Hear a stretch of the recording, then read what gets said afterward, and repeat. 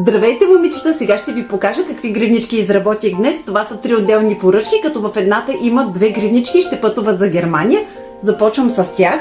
И двете са на конец, като ето това е модела с златни маниста, като края на пръстчицата пак има по едно златно манисто. Тази е изработена от черен турмалин, розов кварц, аквамарин и кристално сърчице на Сваровски. В някои от отделните клипчета ще ви я покажа по-обстойно. А нейното другарче, с което ще пътуват доста дълъг път е ето тази. Тя е изработена от зелен авантюрин и черен турмалин.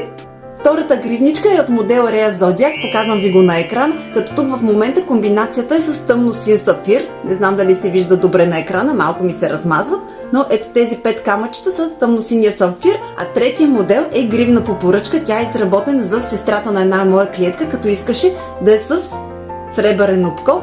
Гривничката съчетава доста свойства за любов, за хармония, за баланс, за здраве, както и защитните свойства на черния турмалин. Ето така, може да я погледнете по-отблизко. Става страшно нежна и аз много я харесвам. Ето тук най-отгоре има едно кристалче Сваровски, по-голямо, и отстрани са по-малки, както и няколко сребърни маниста. В коментар може да ми оставите дали моделите ви харесват. Аз ви изпращам цялата си положителна енергия и много целувки!